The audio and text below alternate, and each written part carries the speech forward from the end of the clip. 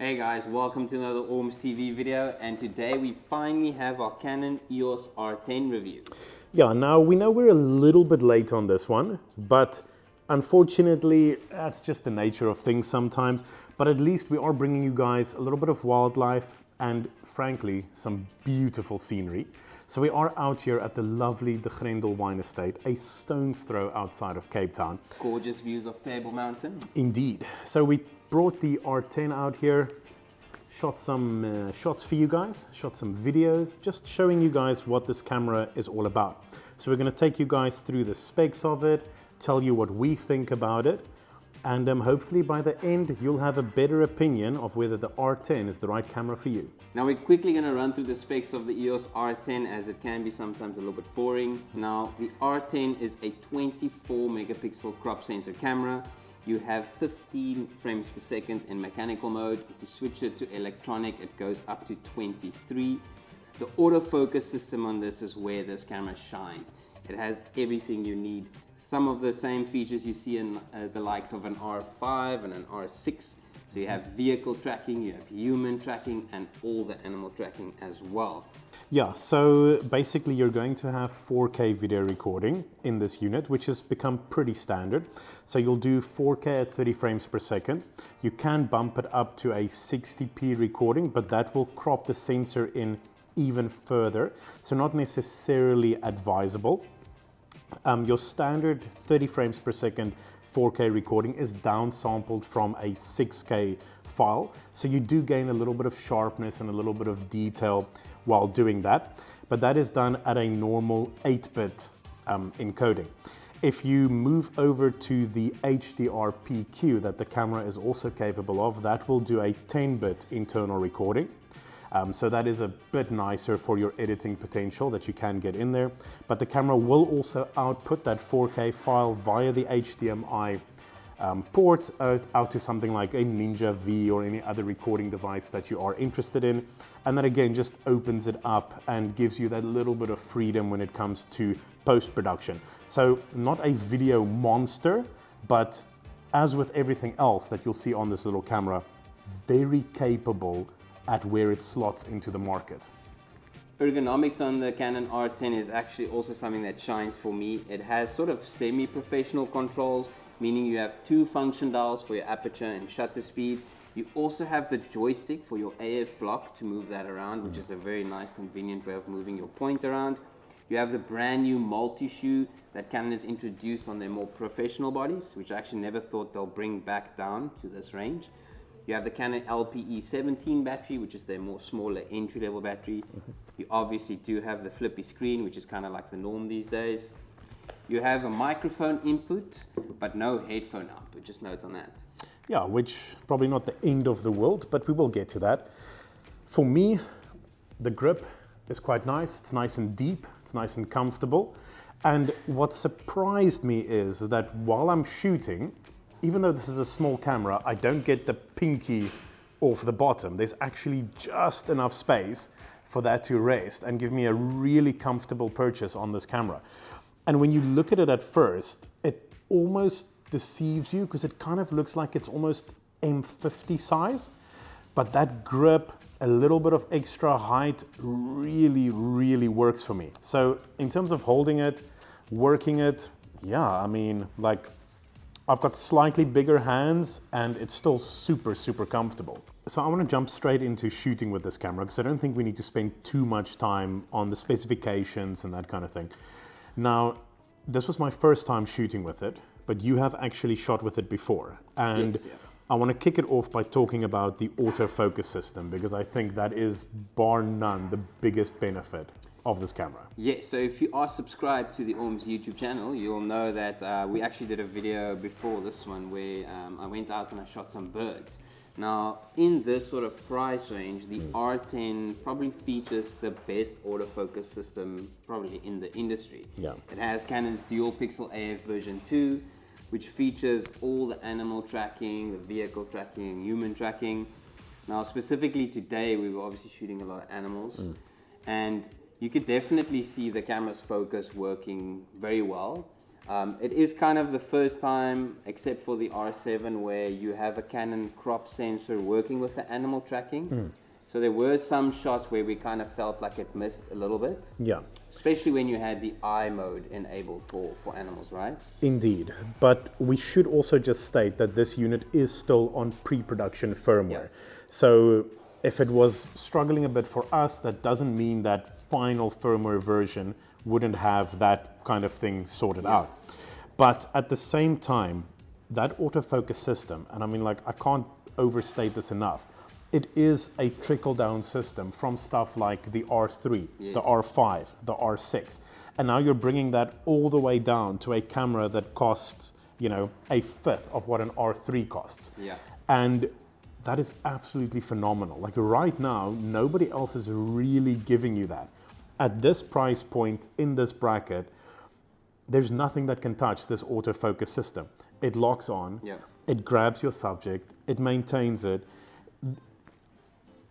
It just works. And when it works and it locks on and it works well, there is nothing that even comes close to this level of autofocus.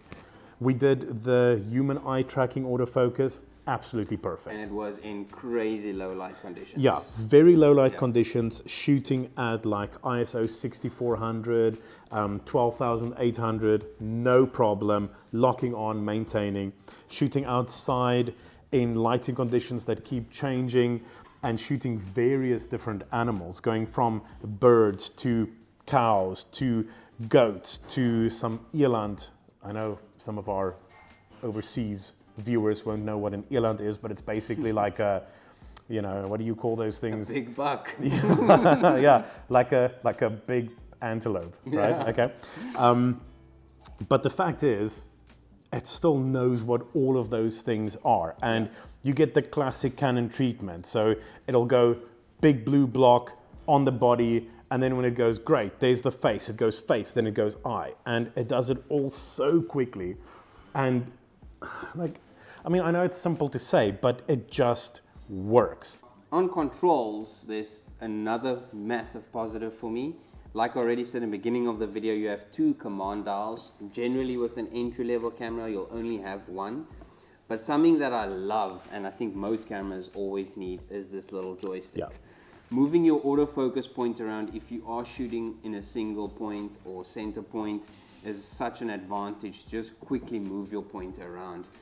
Now, in terms of this sensor performance, I just want to preface this part by saying that we specifically went out with entry-level lenses, you know, lenses that realistically will be paired with an R10.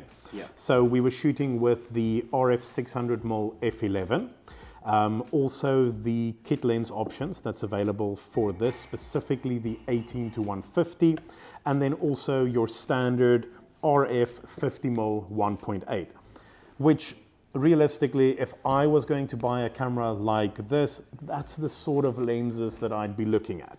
And for a crop sensor camera, like, the performance was good. The image quality is good. I mean, you can see from the images that you know, coming up on the screen all the time, the quality is absolutely perfect. There's a couple of shots that Andre took specifically where he was focusing, I think you were focusing on the cows. Yeah, there was like a little bit of a backlit, and we were fairly close with the 600mm f11, and you could see the fine hairs on the cow, and it's so sharp. As a first outing for Canon into crop sensor RF design cameras, like, the image quality is great. Like, there really is nothing wrong with the image quality. And if you look at this sort of camera, you know, you tend to compare it with other crop sensor cameras that's out there. So over here, you're probably going to be looking at something like Sony's a6400 maybe. You're going to look at stuff like the Nikon Z50, ZFC in that sort of bracket. And the image quality is right up there. It's perfectly comparable with those units, and you're getting very similar results, but with the benefit of Canon's autofocus system, which for me just kind of puts it a little bit ahead of those offerings at the moment. So overall, a lot of positive points on the R10. There's a lot of things we love about this camera. There is for me just two small things that I think they kind of missed. Yeah. But to be fair, again, it comes back to where this camera is sort of aimed at and also the price point it's in. But the two things for me was the headphone jack, Yep. which this is obviously capable of very good video, but not having a headphone jack is sometimes quite tricky for guys that want to monitor audio. The other problem is again video related, and that's going to be IBIS. It has no IBIS on the sensor, and that's probably just due to a high cost. If you add IBIS in a camera, it's going to be in a lot more expensive sort of range. Absolutely. Those are definitely negatives, and for me as well, I would have loved to see IBIS in it. It just adds so much to a camera. But aiming this camera at the price point where it is, as you rightly said, nothing else really has IBIS, so I'm not really expecting IBIS in here quite yet. Maybe, an R10 Mark II, we'll probably see that as production costs, decrease. Yeah. What I will give to Canon on this unit is it feels like everything that is purely software related, okay? All the software things that, comes out in much more expensive cameras where that development cost gets absorbed into, they've put it in here. You have your autofocus, you have your video capabilities, you have that sort of intelligence that's built in. And I think that consumers these days have become very aware of what's a mechanical inclusion and what's something that is just, code sitting on a processor. And I really like seeing those sort of things trickling down because, let's be honest, you don't have to necessarily redevelop an autofocus system coming from cameras further up in the lineup. Yes, you're going from full frame down to a crop sensor, and that undoubtedly has an impact on it.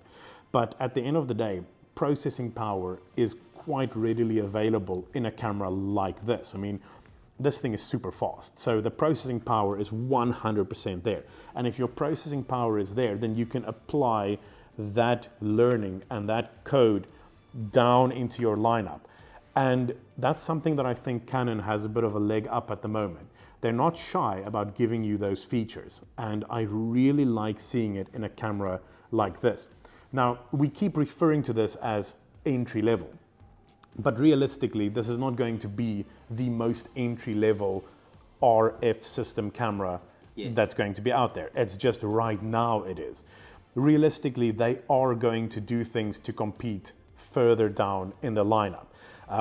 So you might see like a R100, exactly. And that maybe won't have the viewfinder, and there will be other concessions that get made in cameras like that to compete with things like your Sony ZV-E10 or your Nikon Z30. And those are just the facts. And if they keep doing the same thing, bringing those software features down their range, then I think Canon is going to put themselves in a really prime position to do some amazing things, even at a tighter price point than where the R10 comes in.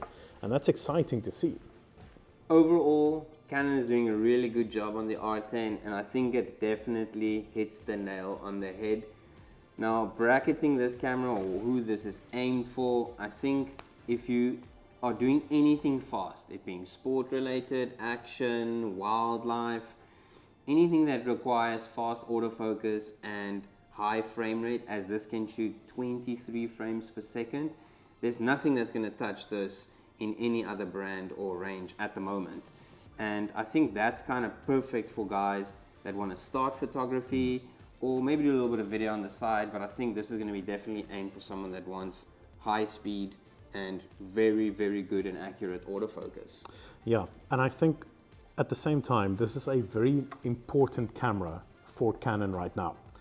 So Canon kind of started their R line of cameras relatively high up in the range, and up until now, they've just been punting up the range, you know. So you went, full frame, right? yeah. So you went from the EOS R and the RP, and then you went to your R6 and your R5, and then you went to your R3, and realistically, there's an R1 coming, obviously.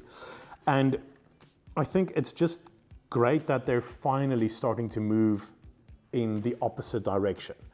Because at the end of the day, this is the type of camera that a first-time traditional DSLR buyer would now look at going, instead of going DSLR, I want to go mirrorless. But you have access to the R lineup of lenses. Their RF mount is included within this camera. Now, yes, it is a crop sensor, but you can fit any R lens on here. So you can go from anything like the 50mm 1.8 over here and work your way up into their lineup. And as we always say, if there is any budget constraints, go lower on the camera model and get yourself the best glass that you possibly can, because that will live with you going forward. And finally, Canon has a unit that allows you to enter at an affordable price point, but be able to build up your gear and build up your lens lineup.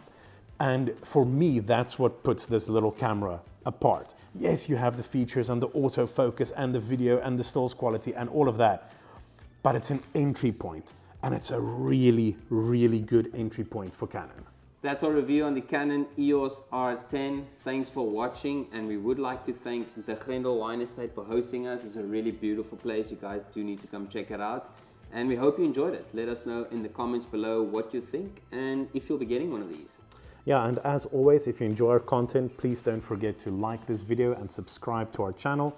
And until next time, guys, cheers.